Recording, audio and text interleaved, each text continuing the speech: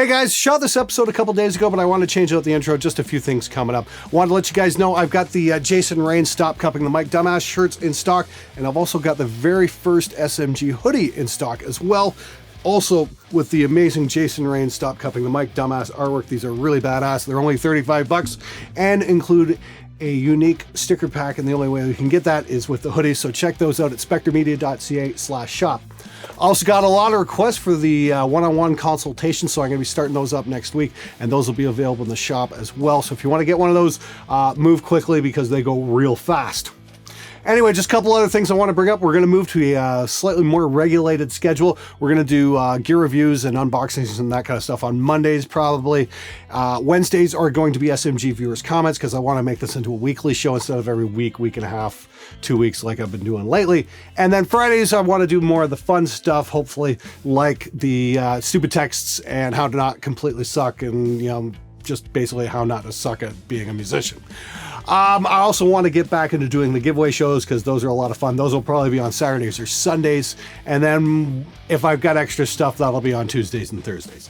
Anyway, one last thing I want to ask you guys, because I was talking with Joey Sturgis the other day. Turns out he only lives about an hour away from me, and we were thinking about possibly bringing him on the show. And I'd like to ask you guys if that would be something you'd like to see. So leave a comment in the comment sections below and let me know if you want to see Joey Sturgis on the show and hopefully answer some of your questions. All right, here we go. Hey Glenn, can you pitch your ultimate pedal board? Okay, I gotta be the first to admit, I am very simple when it comes to pedals. I'm sure everybody saw that picture floating around on Facebook the other day, or it was a video or something like that where it was like 100 pedals all put together in sequence and whatnot. Here's what 100 pedals sound like. Yeah, that's the complete antithesis of what I do. I mean, seriously, I don't need a lot. Maybe a gate, overdrive, wah-wah, and a delay, possibly a chorus for cleans. Although, if I was still gigging, I'd probably be in shitty little clubs and nobody would know the difference anyway. So, yeah, pretty minimal setup. The added bonus there is you don't have to worry about somebody stealing your pedals when you're not looking. That being said, I absolutely love wah-wah, and I really wish, some of the little boutique manufacturers, the guys who make all these distortion pedals and overdrives and that kind of thing, I wish somebody would send me a wah-wah. I would love a custom wah-wah pedal. That'd be fucking amazing. Nobody's sent me one yet, so if anybody knows anyone who does like little custom wah-wah pedals, let me know. That'd be really cool. Would love to review one. Hey Glenn, what's your system for machine and file backups? I have a lot of valuable projects and files on my computer that are very loosely backed up and wanted to know the best proper way to make sure everything is recoverable in the event of a failure. For years I used to burn everything onto DVDs. I mean, like I've got a 10-year stack of DVDs. I call it my archive. And it takes up a couple of shelving units, actually. It's just stacks and stacks and stacks of multi-track DVDs. And then, I started getting like the Seagate and Western Digital, the little USB drives that hold like three terabytes. And that's what I'm basically throwing things on these days. I've had one sitting around for about 5-6 years and keep stuff backed up pretty well. Just don't rub it against a magnet and you should be okay. I'm sure some people have had some problems along the way, but as far as I'm concerned, I haven't. And, it definitely saves a lot of time from burning disc after disc after disc after disc, because that fucking sucks. I'm a useless cunt bass player, but I'm trying to improve a lot. I practice 4 to 5 hours a day, but could you give any tips on what songs to learn or riffs to practice to be a little more useful, cunt? Now that's a fantastic question. What should I be practicing if I'm a bass player? First off, start listening to a lot of Iron Maiden and start trying to play what Steve Harris plays, because Steve Harris was fucking amazing. A great track to learn how to play and that will help you develop your endurance, especially finger strength, is Rime of the Ancient Mariner. It's a 13-minute epic. There's nothing too difficult in terms of runs and whatnot, but it will build the strength in your hands because it's such a long song. It can be fairly demanding at spots. Like I said, it's nothing completely insane, but it's a good marathon song to learn. Another track I'd recommend is For Whom the Bell Tolls, that opening bit. And, well, the entire song, obviously, but especially that opening bit. That's great for, just developing, getting your hand moving up and down the neck in a reasonable fashion. Then again, a lot of thrash stuff, listen to some old Megadeth or some Anthrax, that kind of stuff. Pretty demanding stuff on the bass. That will definitely get your chops up in a real hurry. What's your opinion on recording drums in an untreated room? Thanks, Glenn. My opinion is don't do it. Go watch my video on how to build your own bass traps for dirt cheap. Build a few of those and throw those up in the corners. That'll be a big improvement.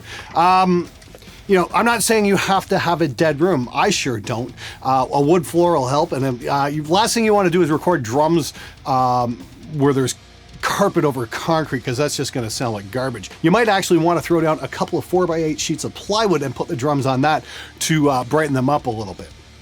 But definitely get some corner traps in your drum room. It just makes a lot of sense. This is definitely a fix it in the mix solution, but I'll still bring it up. Instead of fucking around with mics and trying to get them in phase physically, why not put a delay plugin on the track? An engineer I met once told me he just sets up the overheads to sound best and then shifts audio in the DAW to avoid wasting too much time. Are you fucking kidding me? Every engineer worth his salt is just like face palming at that statement.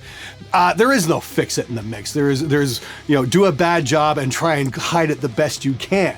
That's what fix it in the mix really means. I'm definitely a guy who wants to get it right on the get-go so you can save time by not fucking around in the mix. Save time by fixing in the mix. Who the fuck taught you that? That's like the worst advice possible.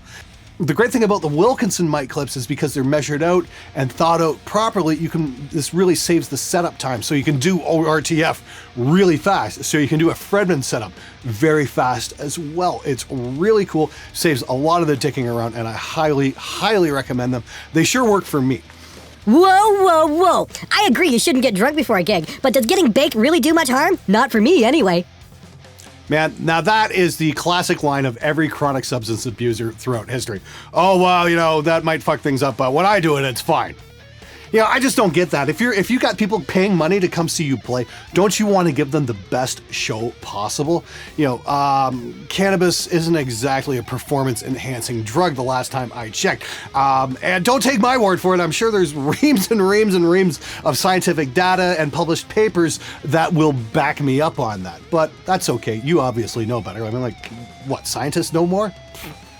I had a motherfucker at a Guitar Center just the other day trying to make me buy a Line 6 Spider instead of an Orange amp. I just said to him, do you think I'm a dumbass? And just walked out of that Guitar Center permanently. Line 6, $400 for a floor model. Orange, $300 brand fucking new. Dude, I share your pain. When I first got my very first Neve 1272 preamp, I ordered that through Guitar Center. And no bullshit, man. The kid behind the counter is like, Neve, what do you need that for?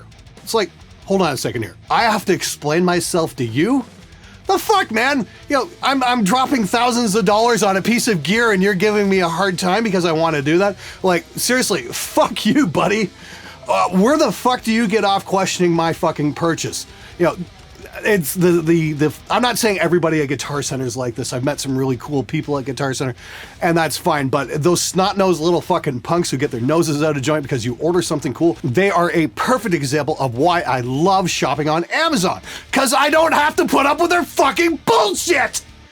Seriously! Okay, you know what? Here's the thing. If you're I run in the same thing at fucking Best Buy as well. You know, I go to buy stuff and I get fucking attitude from the salesman. Oh, well, you gotta buy the extended. Fuck off. I don't need your fucking extended warranty. Well, why not? Cause fuck you, that's why. Seriously. Salesmen are the shining example of why you should shop online. Just fucking avoid the bullshit altogether. If they're gonna treat you like that, then fuck them. You look angry when you're playing drums.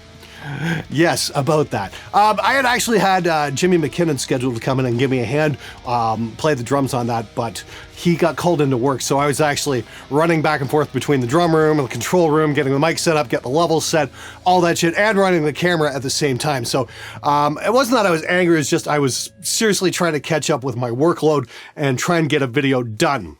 So I wasn't necessarily angry. I was just concentrating really hard on trying to get it right, because the clips you watched me hit the drums, yeah, that was about take 8 or 9, you know, after getting the levels finally right. You know, things go so much easier when you've got an actual drummer in the drum room. That's it for this show, guys. See you next time.